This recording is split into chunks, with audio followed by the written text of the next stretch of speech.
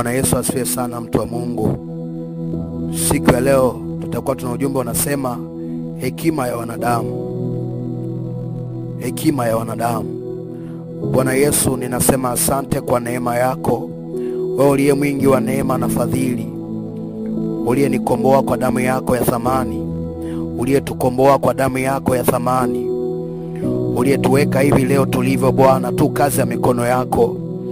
Hatuna cha kujisifia wala wema wa kutosha, bali Bwana ni huruma zako tu. Namna ile ambapo kamwambia Petro katika kitabu cha Luka sura 22 ya kwamba shetani ametaka kuungwaze ninyi, lakini nimekuombea neema kwa Bwana ya kwamba utakapoinuka wainue ndugu zako. Bwana Yesu, nakushukuru kwa sababu umenikomboa, umeniokoa katika masumbufu ya shetani. Leo umeniweka hivi nilivyo Bwana, kwa ajili ya ndugu zangu, kwa ajili ya mpendo huyu ambaye analisikia neno lako sahihi Bwana. Asante kwa neema yako Bwana. Asante kwa fadhili zako Bwana Yesu. Ninaomba neema yako katika kinywa changu, ndimi zangu kazishike na kuzikamata, nisivuke mpaka wa neno lako. Roho Mtakatifu, ninakukaribisha mahali hapa sasa. Mtu wako huyu anapenda kulisikia neno hili. Roho Mtakatifu, ninaomba maneno haya yakachanganyike na imani yake na yakagongwe muhuri kwenye vibao vya moyo wake. Bwana Yesu, ninaomba achilia neema, ukanipe uwepo wako na nguvu zako, kwa uwezo wa Roho Mtakatifu nikapate kueleweka kwa mpendwa anayekuwa kulisikia neno lako sahihi Bwana. Najikabidhi mikononi mwako Bwana, kwa nguvu na uweza na dalili za Roho kapate kunitumia, na ujumbe huu kapate kubadilisha maisha ya mtu aliyekuwa amenaswa, aliyekuwa amebadilishwa fahamu yake na kugeuzwa kwa hekima ya wanadamu. Mungu, na akafahamu sasa hekima yako tangu sasa na hata mwisho. Najikabidhi kwako Roho Mtakatifu. Nimeomba haya kwa jina la Baba na Mwana na Roho Mtakatifu. Amen. Kama nilivyotangulia kusema, mtumishi wa Bwana, kwamba tutakuwa tuna ujumbe unasema hekima ya wanadamu. Ujumbe wangu wa siku ya leo utakuwa ni mrefu kidogo, lakini namwamini Mungu kama utafuatilia ujumbe huu, kuna maarifa unaweza ukayapata. Kuna kipengele kinaweza kikakupa maarifa. Kwa hiyo nikusihi, kama umepata nafasi ya kusikiliza ujumbe huu, basi sikiliza mpaka mwisho. Ninaamini kwamba Mungu kuna kitu atakupa ambacho kitakusaidia, kitakujenga. Kitabu kile cha Yuda sura ya kwanza ule mstari wake wa 4, Yuda sura ya kwanza mstari wake wa 4 anasema, kwa maana kuna watu waliojiingiza kwa siri, watu walioandikiwa tangu zamani hukumu hii, makafiri wabadilio neema ya Mungu wetu kuwa ufisadi, nao mkana hata yeye aliye peke yake Mola na Bwana wetu Yesu Kristo. Angalia, Yuda sura ya kwanza mstari wa 4 anasema, kwa maana kuna watu waliojiingiza kwa siri, watu walioandikiwa tangu zamani hukumu hii, makafiri wabadilio neema ya Mungu wetu kuwa ufisadi. Angalia, wabadilio neema ya Mungu wetu kuwa ufisadi, nao mkana yeye aliye peke yake Mola na Bwana wetu Yesu Kristo. Natamani niunganishe na kitabu chetu cha somo, kitabu chetu cha kitakachotuongoza katika somo hili hekima ya wanadamu. Nimeanza kwa kutoa kitabu hicho cha Yuda kukuonyesha kwamba kuna watu wamejiingiza katika kanisa kwa siri. Inawezekana wengine walijiingiza tangu zamani za mababa zetu waliopita, mababu zetu kwenye karne zilizopita. Yamkini waliingia kwenye miaka yao wakasababisha upotofu, wakafanya mafundisho fulani yakajengwa kama msingi wa imani kwenye imani ya Kristo. Na mafundisho hayo mengi, baadhi yake tunayatumia leo kama imani na mapokeo, lakini kimsingi hayakutokana na Mungu. Kimsingi yalikuwa ni hekima za wanadamu. Twende kwenye neno la somo litakalotuongoza, na leo Mungu atasema na sisi katika vipengele ambavyo Bwana ameniongoza kusema na wewe kwa habari hekima ya wanadamu. Kitabu cha Korinto wa kwanza sura ya 2 ule mstari wa kwanza mpaka wa 16, lakini tutasoma mistari michache. Wa Korinto wa kwanza sura ya 2 mstari wa kwanza mpaka wa 16. Maana yake ni sura nzima hii, utaenda kusoma, lakini mimi naomba nikasome mistari michache ambayo ina kiini cha somo langu, ya kwamba hekima ya wanadamu. Natamani tujifunze kitu hapa ambacho Bwana atatusaidia katikati yetu. Wakorintho wa kwanza sura ya 2, naomba nisome mstari wa 4. Anasema hivi, mstari wa 4, wote tusoma yote. Mstari wa 4 anasema hivi: na neno langu na kuhubiri kwangu hakukuwa kwa maneno ya hekima yenye kuwashawishi akili za watu, bali kwa dalili za Roho na za nguvu, ili imani yenu isiwe katika hekima ya wanadamu, bali katika nguvu za Mungu. Angalia, narudia tena mstari wa 4 na 5, anasema na neno langu na kuhubiri kwangu hakukuwa kwa maneno ya hekima yenye kushawishi akili za watu, bali kwa dalili za Roho na za nguvu, ili imani yenu isiwe katika hekima ya wanadamu, bali katika nguvu za Mungu. Angalia, nini maana ya hekima ya wanadamu? Kwanza lazima ujue kwanza maana ya hekima. Hekima ni maarifa ambayo mtu huwa anapewa. Katika hekima ni uwezo na maarifa ya kufanya jambo sahihi kwa wakati sahihi, ndio hekima. Sasa lakini kwa leo naomba tujifunze, tukite sana kwa habari ya upande wa hekima ya wanadamu. Unaposema kwa habari ya hekima ya wanadamu, hii ni falsafa, hii ni mitazamo, ni ujuzi, ni ufasaha wa maneno au maarifa ya kuwashawishi watu na mawazo ya kibinadamu. Hekima ya wanadamu ni zile falsafa, ni ile mitazamo, ni ule ujuzi, ni ufasaha wa maneno, maarifa ya kuwashawishi watu na mawazo ya kibinadamu. Hiyo ni hekima ya wanadamu. Lakini kuna hekima ya Mungu ambayo hii ndio ilikuwa ndio chanzo, lakini watu wakageuza wakaleta hekima ya wanadamu. Maana Mungu ndio asili ya vitu vyote. Sasa watu walivyoona kuna ya Mungu wakaleta ya kwao. Sasa nini maana hekima ya Mungu? Hekima ya Mungu ni kweli ya Mungu iliyofunuliwa kupitia Yesu Kristo. Hekima ya Mungu ni kweli ya Mungu iliyofunuliwa kupitia Yesu Kristo. Hekima ya Mungu ni ile kweli ya Mungu iliyofunuliwa kupitia Yesu Kristo. Angalia, ukisoma Korintho wa kwanza, ukianzia ule mstari wa Korintho wa kwanza, sura ya 20 na sura ya 24, anasema bali kwa waitao Yahudi kwa Yunani ni Kristo ni nguvu ya Mungu na hekima ya Mungu. Unaona, anasema kwa sababu upumbavu wa Mungu una hekima zaidi ya wanadamu, na udhaifu wa Mungu una nguvu zaidi ya wanadamu. Angalia anaposema, maana upumbavu wa Mungu una hekima zaidi ya wanadamu, na udhaifu wa Mungu una nguvu zaidi ya wanadamu. Angalia, nimesema kwamba hekima ya Mungu ni kweli ya Mungu iliyofunuliwa kupitia Kristo. Angalia, Wayunani ni watu wenye akili nyingi, Wayahudi ni watu wabishi. Wayunani walitegemea kwamba watakaposikia Kristo atakuja duniani, walitambua kwamba atakuja katika nguvu na hata paswa kufa kifo cha aibu. Maana ya mtu kusulubiwa msalabani, mtu aliyelaniwa. Biblia inasema kwamba amelaaniwa yeye aangikwae juu ya mti, amelaniwa. Sasa Wayunani walipoona kwamba Kristo amesulubiwa, akajua huu ni upuuzi, hawezi mtu mwenye mamlaka kasulubiwa. Lakini ilikuwa ni hekima ya Mungu ambayo ikafunuliwa kupitia Kristo. Angalia hekima ya Mungu kwa Wayunani kama ni upumbavu, lakini hekima ya Mungu ili kumwokoa mwanadamu. Mungu alitambua kwamba DNA za wanyama, DNA za mafahali, za mbuzi, sio DNA zote zao hazina ubora wa kiwango cha ya kumsafisha mwanadamu, ya kumtakasa. Zilikuwa zina uwezo tu wa kufunika makosa. Lakini Mungu akaona hekima hapa ya kutumia kwamba ni damu kutoka mbinguni, damu iliyo safi isiyo na ila, hiyo itaweza kumtakasa mwanadamu. Sasa hebu tuone maana ya pili, hekima ya Mungu. Hekima ya Mungu ni ufunuo wa Roho. Hekima ya Mungu ni ufunuo wa Roho. Hekima ya Mungu ni ufunuo wa Roho. Hii hekima haipatikani kwa kufikiri sana, bali inafunuliwa katika mioyo yetu na Roho Mtakatifu. Hekima ya Mungu nimesema ni ufunuo wa Roho. Hii haipatikani kwa kufikiri sana, mtu kufikiri sana kuanza kuwa unatafakari sana, bali inafunuliwa katika mioyo yetu na Roho Mtakatifu. Hii hekima haipatikani kwa mtu kukaa chini kuanza kuangalia, kufikiri, kuanza kuchambua hivi. Hii inakuja ndani ya mioyo yetu kutoka kwa Roho Mtakatifu. Hii ni hekima ya Mungu. Rejea pale mwanzo, nimesema hekima ya wanadamu ni falsafa, ni mitazamo, ni ujuzi, ni ufasaha wa maneno na maarifa ya kuwashawishi watu na mawazo ya kibinadamu. Mawazo ya kibinadamu. Kwa hiyo kumbe kuna mawazo ya kimungu na mawazo ya kibinadamu. Sasa hizo kwenye tafsiri ya somo kwamba hekima ya wanadamu na hekima ya kimungu nimekupa hapo ili upate kuelewa nini tunaenda kuzungumzia kwa habari ya somo letu siku ya leo. Tutakuwa na vipengele kadhaa na ninaamini Mungu atakusaidia, Mungu atakubariki sana.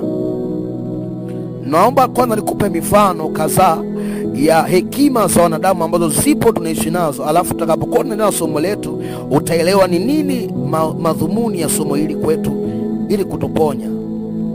Mifano ya hekima ya wanadamu. Kwa mfano leo tunaanza kukaa kanisani hapa, tuna mikakati ya kuongeza idadi.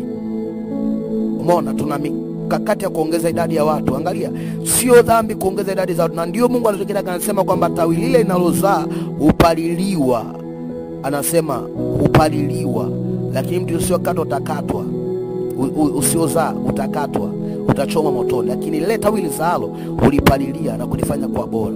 Sasa inawezekana kanisa kwa mikakati ya kuongeza idadi.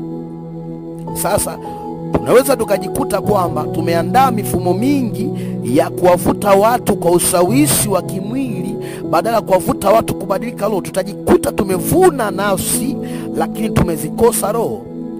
Tutakuwa tumevuna miili, tumekosa roho.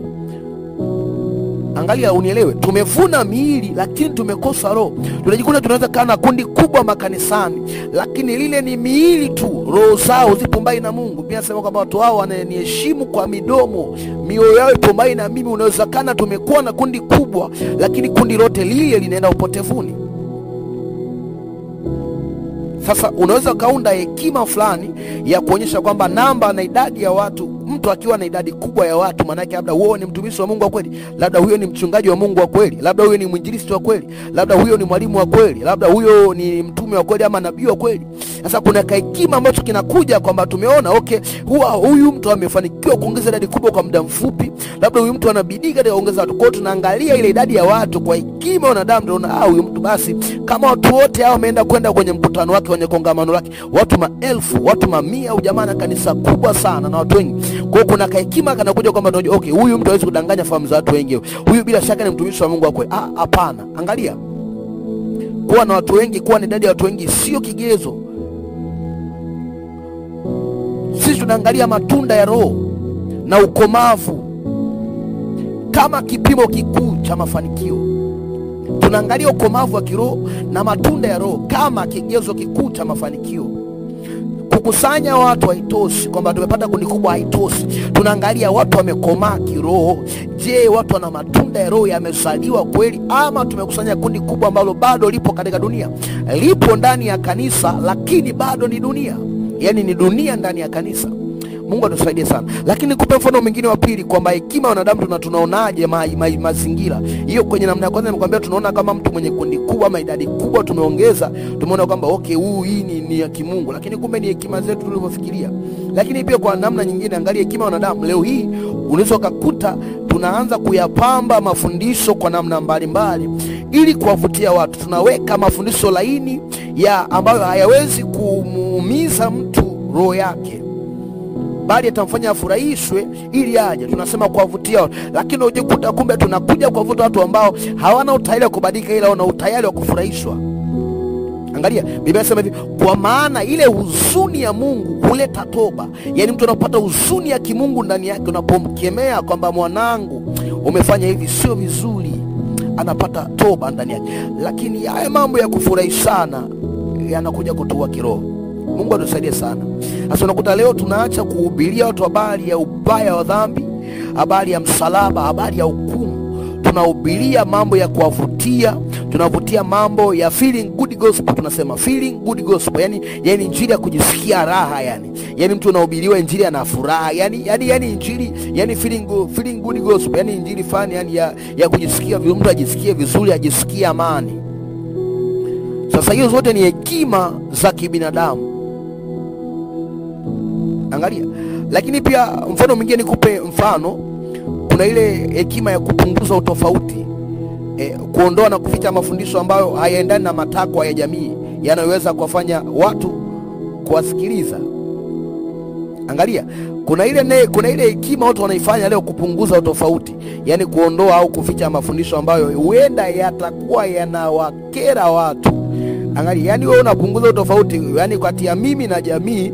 Leo mimi niliokoka na mtu ambaye hajaokoka tupo sawa. Ukituangalia mimi, ukiniangalia physically tu, yani unaona kabisa mimi ni kama dunia. Yani mimi kanisa na dunia unaona kama vipo sawa leo. Leo huwezi kumtofautisha mtu yani kuna sehemu nyingi inaweza kuotofautisha, lakini kwa sehemu baadhi ukienda kuna baadhi ya sehemu unaweza usijue akasimama hapa watu wawili, huyu kaokoka kama hujaokoka huwezi kutofautisha, kwa sababu ukiangalia vaa yao wote ni sawa. Mtu wa dunia anavaa ovyo na wewe unavaa ovyo mpendwa. Mtu wa dunia ana namna yake, anajipamba kupitiliza na wewe unajipamba kupitiliza. Yani kuna neno mkikaa sehemu hivi, kama mmekutana eneo fulani, kama sio kanisani, mkikutana huko mtaani, yani huyu hajaokoka na wewe umeokoka, hawawezi kusema umeokoka. Kwa sababu gani? Ya jinsi tulivyoondoa utofauti. Angalia, tumeondoa tofauti kati ya sisi na ambao hawajaokoka. Nuru na giza vinatofautishana kwa namna ya utendaji kazi wake. Giza haliwezi likakaa kwenye nuru. Nuru inapokuja lazima giza liondoke. Sasa kama wewe ni nuru ya ulimwengu, Yesu anasema ninyi ni nuru ya ulimwengu. Anasema tena ninyi ni chumvi ya ulimwengu. Je, chumvi kiharibika ndio ninyi mpaka ikole?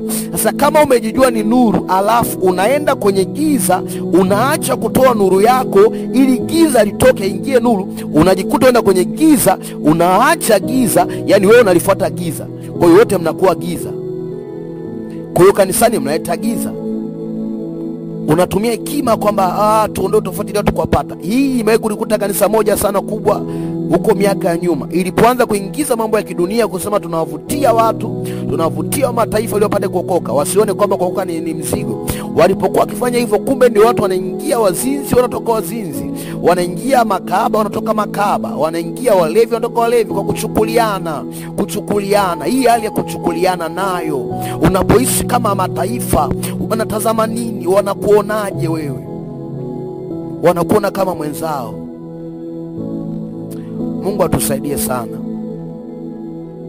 Lakini pia kuna hekima nyingine. Hii ni mifano tu, sijaenda kwenye msingi wa somo langu. Hii ni mifano.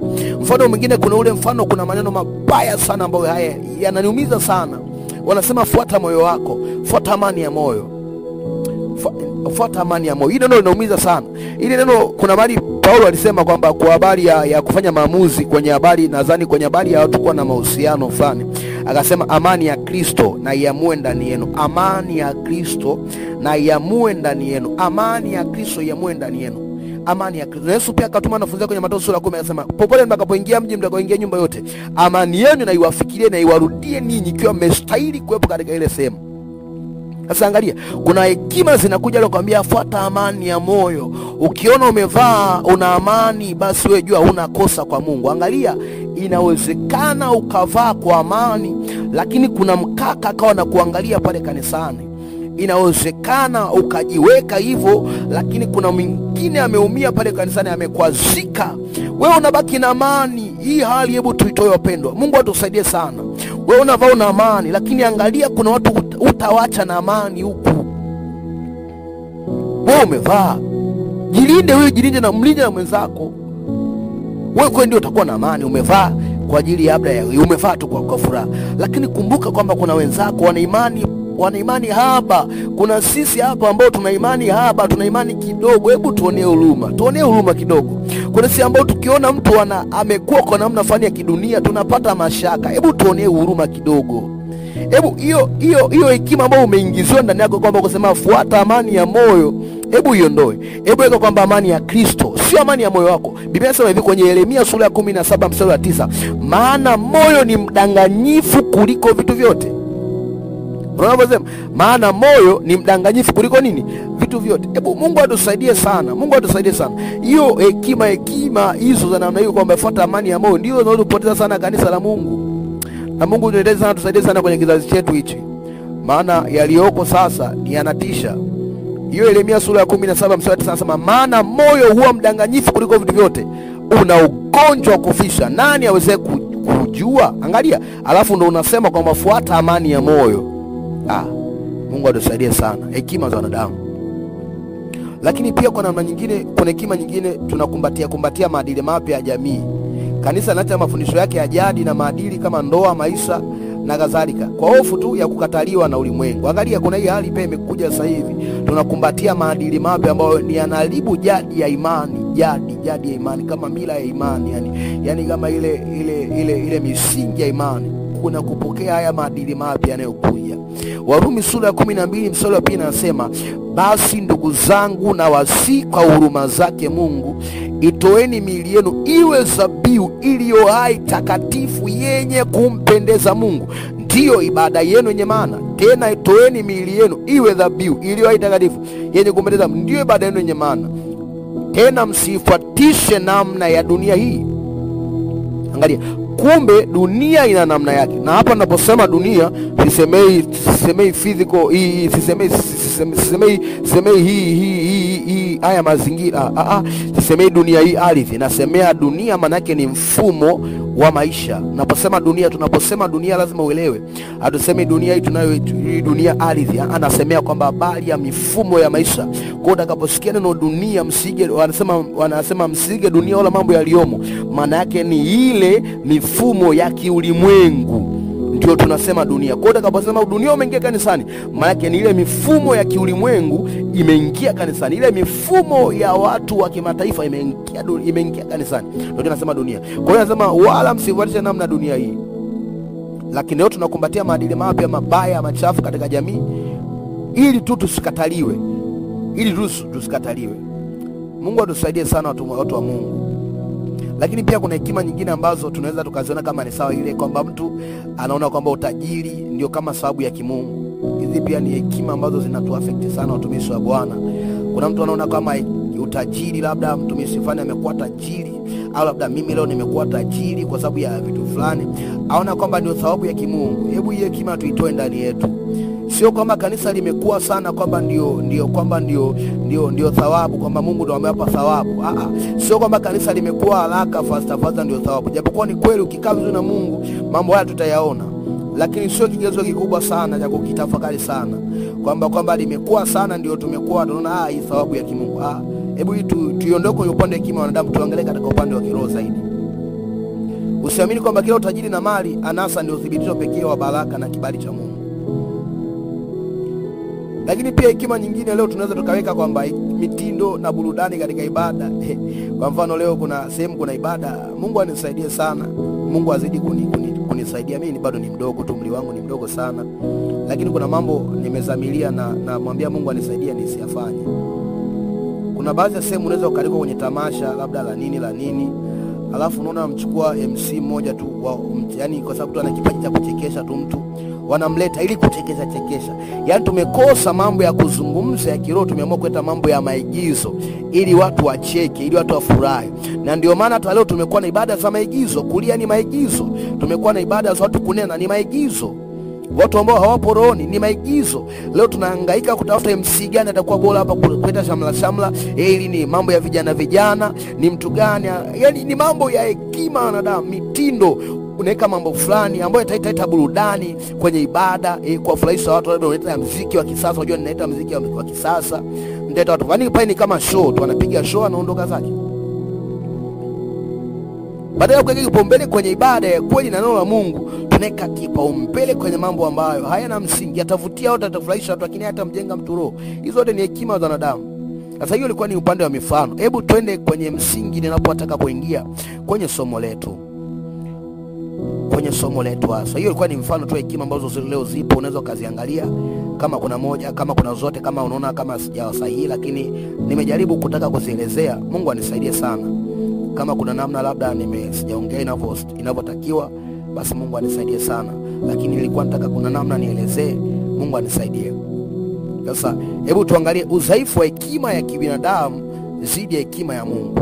Angalia, nilikwambia kule mwanzo kuna hekima ya wanadamu ambayo hiyo ni falsafa, mitazamo na mawazo yote na maarifa yote yanayoweza kushawishi akili ya kibinadamu. Lakini kuna hekima ya Mungu ambayo hii inatokana na Roho Mtakatifu, tunapewa na Roho. Lakini pia hekima ya Mungu hii imefunuliwa na Kristo. Hebu tuangalie udhaifu wa hekima ya kibinadamu zidi ya hekima ya Mungu. Hebu angalia kitabu cha Korintho wa kwanza sura ya kwanza mstari wa 10 mpaka 28. Hebu tuone udhaifu wa hii hekima ya wanadamu zidi ya hekima ya Mungu. Wakorintho wa kwanza sura ya kwanza mstari wa 19 mpaka 28. Hebu tuone anatuambia nini. Wakorintho wa kwanza sura ya kwanza mstari wa 19 mpaka 28. Tutasoma mstari michache tu. Naomba tusome huu mstari wa 23. Tunasema hivi. Kwanza mstari 23 tunasema hivi: bali sisi tunamhubiri Kristo aliyesulubiwa, kwa Wayahudi ni kikwazo na kwa Wayunani ni upuzi, bali kwa waitwao nguvu ya Mungu na hekima ya Mungu. Angalia, kwa sababu upumbavu wa Mungu una hekima zaidi ya wanadamu, na udhaifu wa Mungu una nguvu zaidi ya wanadamu. Angalia hapo sema, kwa sababu upumbavu wa Mungu una hekima zaidi ya wanadamu, na udhaifu wa Mungu una nguvu zaidi ya wanadamu. Maana kumbe tuseme labda kwa kulinyosha ile andiko lisema hivi kwamba ile hekima ya wanadamu ni upumbavu. Angalia anasema kwa maana upumbavu wa Mungu una hekima zaidi ya wanadamu. Maana kumbe hekima ya wanadamu ni upumbavu. Angalia udhaifu wa kwanza. Hekima ya wanadamu ni upumbavu. Alafu anakuja hapa anasema hivi kwamba udhaifu wa Mungu una nguvu zaidi ya wanadamu. Kumbe nguvu za wanadamu ni dhaifu. Nguvu za wanadamu, nguvu za uwezo wanadamu ni dhaifu, lakini hekima ya wanadamu ni upumbavu. Mungu atusaidie sana. Sasa lazima kwanza ujue kwamba udhaifu wa hekima hii ya kibinadamu zidi ya hekima ya Mungu, kwamba hekima ya kibinadamu ni batili. Lazima utambue hiyo kwamba hekima ya kibinadamu ni batili. Hekima ya udhaifu wa kwanza, hii hekima ni batili. Angalia hiyo Wakorintho wa kwanza sura ya 2 mstari wa 6 nasema hivi: walakini iko hekima tusemayo kati ya wakamilifu, ila si hekima ya dunia hii, wala ya hao wanaoitawala dunia hii, wanaobatilika. Angalia, wanaobatilika, hao wenye hekima wengine ambao wanabatilika. Kwa kumbe hekima ya dunia, hekima ya wanadamu ni batili, sio sahihi. Lakini pia hekima ya wanadamu haijui ufunuo. Hekima haijui ufunuo wa Roho Mtakatifu. Hekima ya wanadamu wanaweza wakaidanganya wakaipamba kama ni Roho Mtakatifu kasema nao, lakini ni hekima zao wenyewe. Angalia hiyo sura ya 2 mstari wa 8 anasemaje? Mstari wa 8 anasema hivi: ambayo wenye kuitawala dunia hii hawajui hata mmoja, maana kama wangalijua singemsulubisha Bwana utukufu. Haijui ufunuo. Lakini pia hii hekima ya kibinadamu huwa inachukulia mambo ya Mungu kama upuuzi. Yaani hekima ya kibinadamu huwa inachukulia mambo ya Mungu kama kipuuzi. Yaani angalia, hii hekima ya wanadamu itakuja hapa, nitaongea neno, nitakwambia Bwana usifai hivi, Bwana usiishi, lakini kwa sababu ni hekima ya wanadamu imeshapandwa ndani yako, wewe utaona kwamba ni upuuzi. Angalia, ndio kwa anarudi tena kwenye moja pale anasema kwenye Wakorintho kwanza moja pale anasema kwamba hekima ya Mungu, upumbavu wa Mungu ni hekima za wanadamu. Maana kumbe hekima ya wanadamu ni upuuzi, ni upumbavu kwa kinyume chake. Maana ndio ile andiko maana yake moja kwa moja. Kwa hiyo kumbe hii hekima ya wanadamu inaona kama mambo ya Mungu ni upuuzi, kumbe yenyewe ndio upuuzi. Unamwelekeza mtu kuvaa vema kwamba wewe utaokoaje watu ambao wengine hawajaamini kwa kuvaa kwako? Maana injili ni matendo, sio maneno, sio tu roho yako. Watu hawakutazami rohoni, wanakutazama mwilini. Wewe unapoenda kusimama kwa mtu ambaye hajaokoka, atazami roho yako, anatazama mwili wako, anatazama physical appearance yako. Unamwambia nini? Wewe unasidia kuvaa hata na mtu ambaye hajaokoka. Lakini kwa sababu ya hekima ya wanadamu anakuambia Mungu anaangalia roho hivi na hivi, na wewe unavyoangalia. Wale watumishi ambao wengine walishatoka kwenye imani, walishatoka kwenye njia kwa siri, wengine kabisa kuitwa na Mungu wa kweli, lakini unavyowasikiliza, unavyokutia moyo, unavyoona vile unabii. Nikwambie kitu kimoja cha kufahamu: nguvu za Mungu wa kweli hazijafichwa kwenye unabii, hazijafichwa kwenye mali, kwenye utajiri, kwenye wafuasi wengi, wala hazijafichwa kwenye sauti. Kuna mwingine na sauti kubwa, mwingine na sauti nyembamba, sauti ya kushawishi. Angalia, yani mimi hicho kitu ambacho Mungu ambacho natamani nipate kueleweka, Mungu anisaidie sana.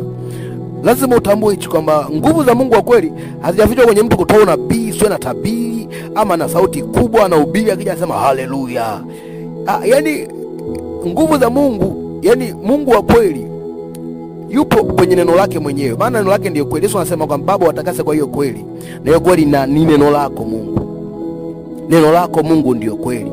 Kwa hiyo kumbe Mungu wa kweli amefichwa kwenye neno lake. Unafundishwa nini na huyu mtu ambaye anapotoa maandiko, ambaye anakuambia Mungu anaangalia roho, angalia na mwili pia Mungu anaangalia? Kama asingekuwa anaangalia mwili, Adamu na Hawa wasingefukuzwa pale na kuwekewa wasingevalishwa ngozi, Mungu akatengeneza mavazi mazuri. Mungu atusaidie sana. Mungu atusaidie sana. Lakini pia sehemu nyingine ya somo letu ambayo natamani kujifunza zaidi kwamba namna hekima hii inatenda kazi. Sasa hebu tuangalie namna hii hekima hii ya wanadamu namna inavyotenda kazi. Angalia kuhusu hekima ya wanadamu inavyotenda kazi, ambapo inakamata watu wengi leo. Unaenda ukasikiliza watu ukasema jamaa kaongea, lakini kumbe hujui kumbe ule ni ufasaha wa maneno. Leo kuna mtu anaweza kaongea vizuri sana, ukamsikia ukasikia, lakini huwezi kutambua kwa sababu wewe ni mtu wa mwilini. Ile Wakorintho wa pili isome sana ndugu yangu, itakusaidia sana. Anasema mambo ya mwilini, mwanadamu wa tabia ya mwilini hawezi kuyapambana mambo ya rohoni. Angalia, mtu wa mwilini hawezi kupambana mambo ya rohoni. Lakini roho anaweza kupambana yote ya mwilini, roho anajua. Wewe mwilini yaani wewe kila kitu rohoni sawa tu kwa sababu zipo mwilini, lakini kama wewe ni mtu wa roho na utakuwa mtu wa roho kwa nini? Kwa kusoma neno la Mungu na kuomba na Roho Mtakatifu ndani yako. Unaweza kuwa unaomba sana lakini wewe bado ni mtu wa mwilini. Unaweza kuwa ni mtu ambaye unahudhuria baada lakini bado ni mtu wa mwilini. Unahitaji nguvu ya Roho Mtakatifu. Huyu Roho Mtakatifu akiwa ndani yako kwa asili kweli kweli atakusaidia kujua kwamba hichi sio sahihi, hichi sio sawa.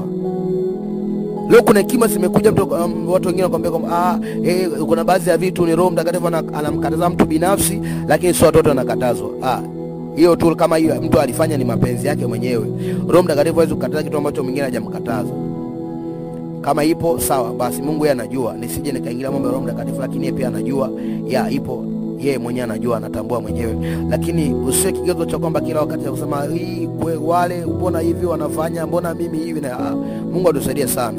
Kwa usije ukakamatwa na maneno ya ufasaha ya watu wanavyozungumza. Kuna mtu anaweza kasimama ana followers wengi, ni kweli anapendwa, clip zake zinatembea, unacheka, unafurahi, unaona ile neno, lakini halina uwezo kubadilisha roho. Angalia sifa ya mafundisho ya hekima ya damu, haliwezi likageuza roho. Litakutia moyo na utalichukua, utaliposti mtandaoni, kitatembea kile kitu, lakini kitamponya mtu roho. Kitakuja tu kama vile kibwagizo tu, yani hakina uwezo kumponya mtu roho, kitakuja tu. Na nitakupa basi ya maneno ambayo labda naweza nikasema kama ni hekima ambazo sio Roho Mtakatifu. Na ninakuomba unielewe sana. Mungu anisaidie sana. Nitakupa baadhi ya maneno hapa, alafu utaniambia, je, ni la Roho Mtakatifu, ni la kiroho hili au ni la hekima ya wanadamu? Mungu atusaidie sana. Tuendelee na somo letu. Namna sasa hekima hii ya kibinadamu inatenda kazi. Kwanza lazima ujue kwanza, namba moja, hekima ya kibinadamu inatumia saikolojia na motisha. Angalia, hekima ya kibinadamu inatumia saikolojia na motisha, lakini hekima ya Mungu inatumia roho. Angalia, hii hekima inavyotenda kazi. Hekima ya kibinadamu inatumia saikolojia na motisha. Angalia, mimi pia nina uwezo wa kusoma watu. Mimi soma na saikolojia, lakini na uwezo wa kusoma maisha ya mtu. Mwingine anaweza kumsoma tu kupitia status zake. Kuna mtu anaposti status na unajua huyu mtu ana uchungu, huyu ameumizwa bwana. Kuna mwingine anaposti status zake najua huyu mtu huyu anapenda sana wanyama. Kuna mtu anaposti na status zake najua huyu anapenda sana labda maua. Kwa status zake tu unamjua, unamsoma mtu. Kuna mwingine anaweza kana posti magari. Sasa kupitia saikolojia huyu mtu kuna kitu fulani akipenda. Naweza nikaja kanisani nikasema leo naona kuna mtu analetewa magari, anapata kuinuliwa, anapata kusaidiwa hivi. Lakini hizo ni kama nimemsoma mtu, nimemuona jinsi alivyo, alafu ninaanza kuongea kwa namna fulani. Au kuna mtu nimeshamuona huyu jamaa huyu kuna namna fulani ya huzuni anayo.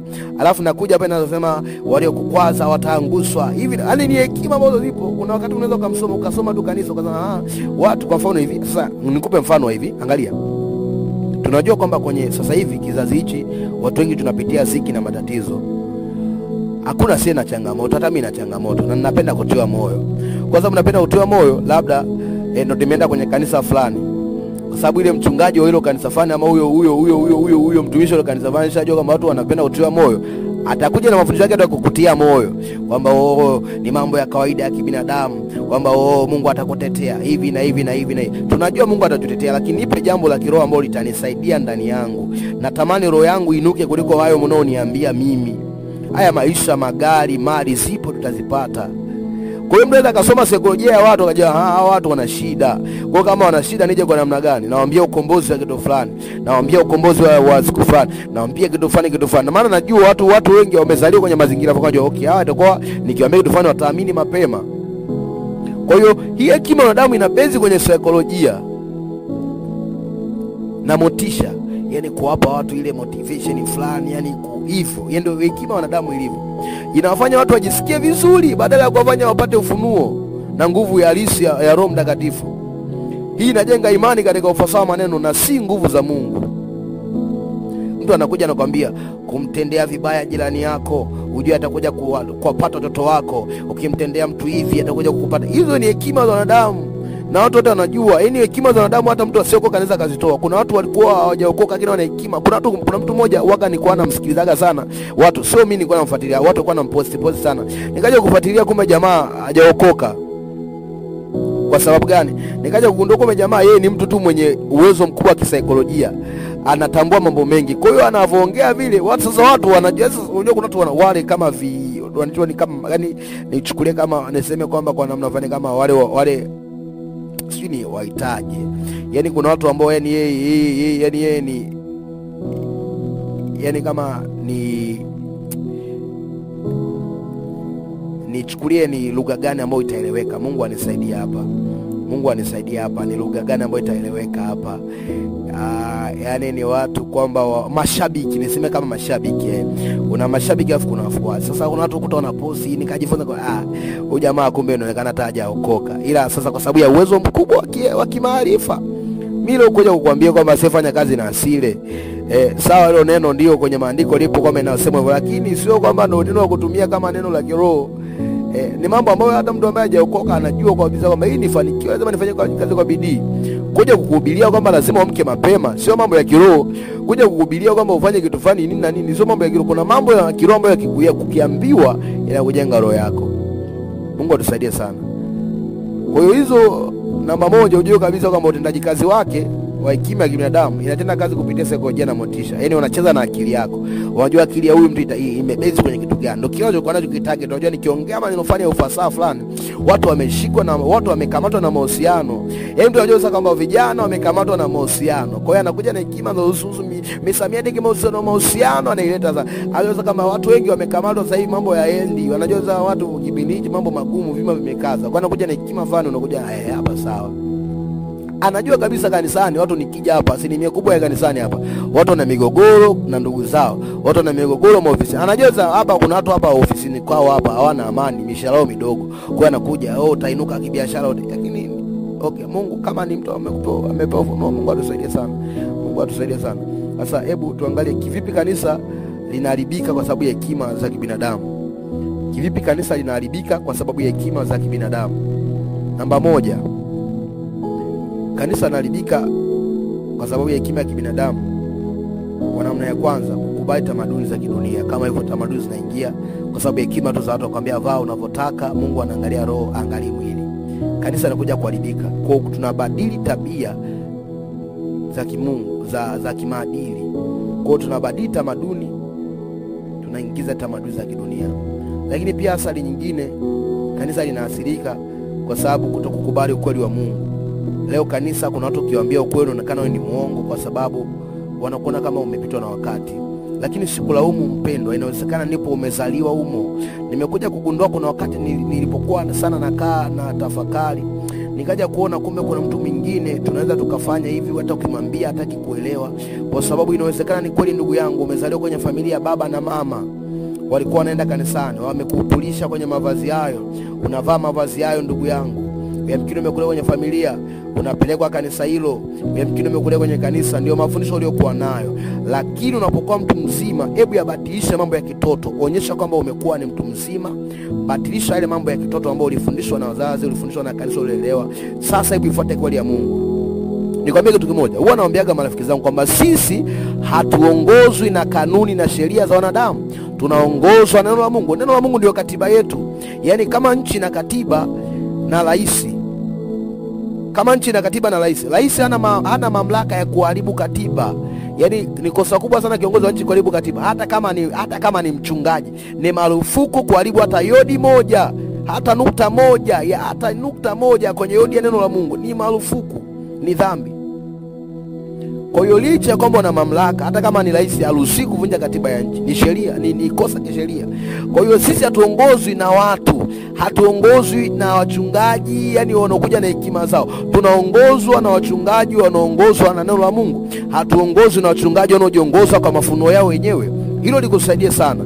Hatuongozwi na watu wanaoongozwa na hekima zao wenyewe. Tunaongozwa na watu wanaoongozwa na Roho wa Mungu na neno la Mungu. Kwa hiyo Mungu atusaidie sana, Mungu atutie nguvu sana. Sasa hebu tumalizie kwenye somo langu sehemu za mwisho hapa. Anasema nawezaje kutambua na kutofautisha hekima ya Mungu na hekima ya wanadamu? Sasa kuna wakati unakuta mtu anahubiri hapo, unamsikiliza, unashindwa kujua hii ni hekima ya kibinadamu ama hii ni hekima ya Mungu. Nitakupa mambo machache, mambo matatu ambayo unaweza ukatambua hekima ya wanadamu na hekima ya Mungu. Nawezaje kutambua na kutofautisha hekima ya Mungu na hekima ya wanadamu? Jambo la kwanza, angalia kwanza kiini cha ujumbe wa injili ya Yesu aliyesulubiwa, ili kujua kwamba hii inahubiriwa hapa ni hekima ya wanadamu au ni hekima ya Mungu. Angalia kiini cha injili ya Yesu Kristo aliyesulubiwa, sio Yesu mwingine. Paulo anasema kwamba akija mtu mwingine kuhubiri injili yote tofauti na uliohubiri ninyi, awe malaika kutoka mbinguni, awe alaniwe na alaniwe. Anasema hiyo Paulo kwamba akiwa mtu yote amekuja kuhubiri injili nyingine tofauti na tuliohubiri ninyi, alaniwe. Umeona? Nafanya nini? Alaniwe.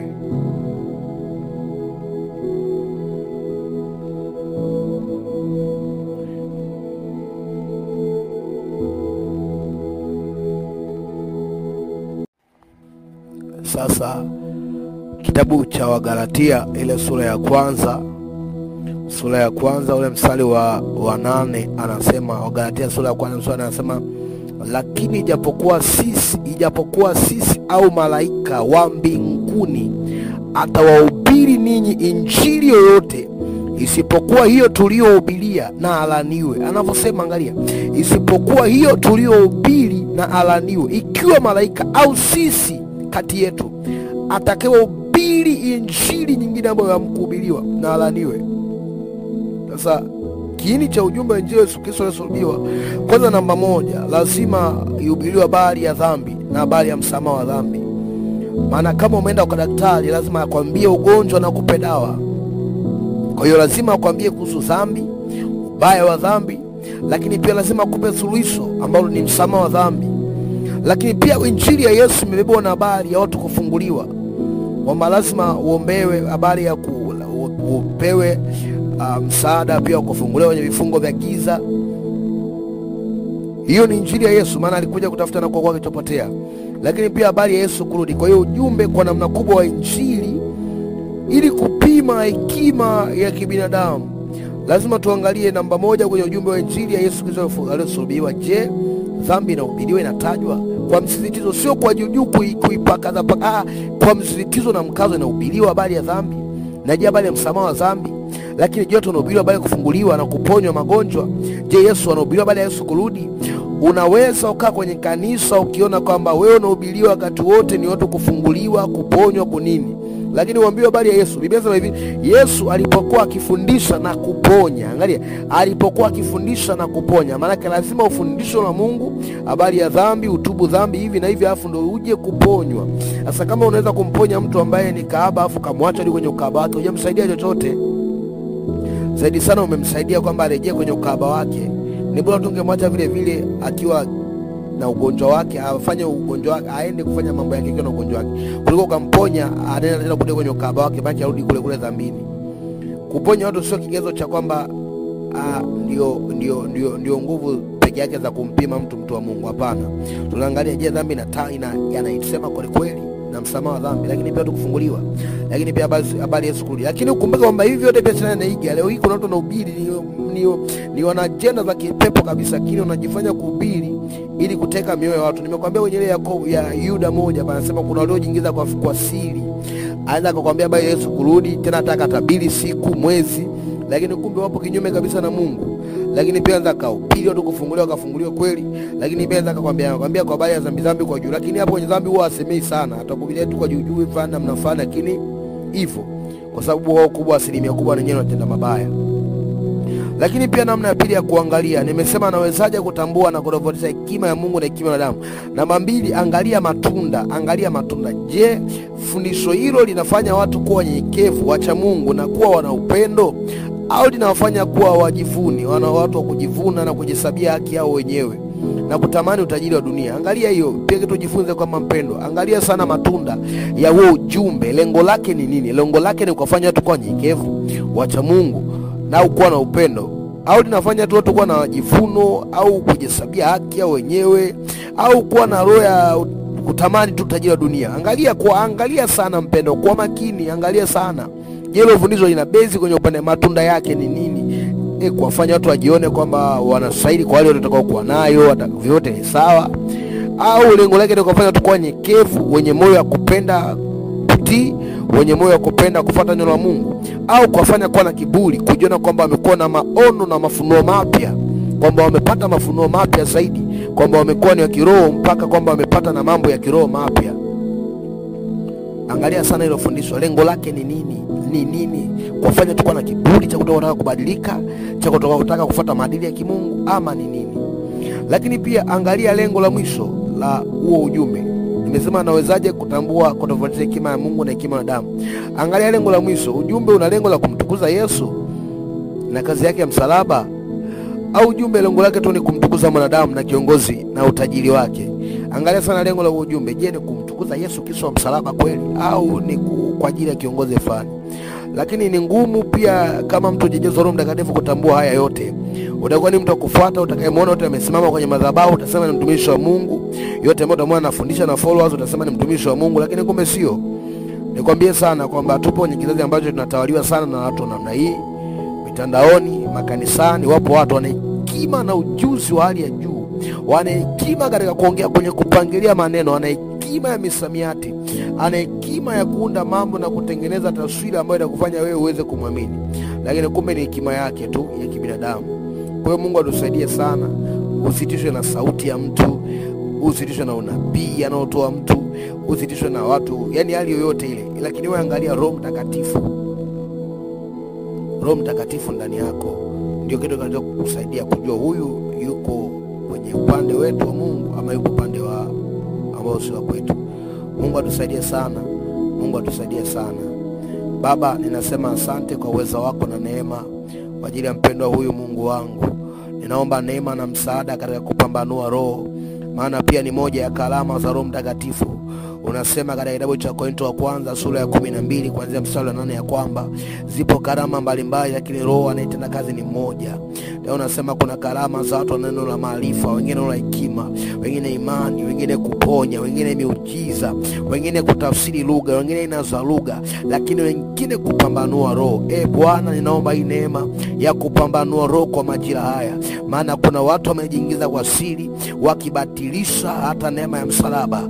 Bwana, tusaidie kuweza kuyatambua. Wengine wanakuja na kuyahubiri kama matendo mema, wanahubiri Bwana, lakini kumbe Yesu Kristo anatujengea mambo ambayo yanakuja kuharibu imani yetu baadaye na kizazi chetu. Bwana, tusaidie tuyafuate maadili mema neno lako, tusaidie baadaye kuyatambua mambo ya kiroho yako, tusaidia. Bwana, tunaomba tusaidie hata zile hekima njema za kibinadamu, Mungu, tukapate kuzitendea kazi, maana zipo hekima bora za wanadamu ambazo ndio tunatamani kuzisikia, ambazo zitatusaidia kwenye msingi wa maisha. Bwana, tusaidie tukapate kuzitumia na kuzitendea kazi hekima hizo bora, lakini pia zaidi sana hekima Roho Mtakatifu tukapate kuijua Mungu wangu, ili tupate kukua kiroho na tufikie kimo cha kukujua Kristo. Bwana, tusaidie. Bwana, tutie nguvu. Asante kwa neema yako Bwana, jina lako libarikiwe. Katika jina la Yesu Kristo nimeomba nikiamini na kushukuru. Amen. Barikiwa sana. Mungu akubariki sana mpendwa. Barikiwa sana.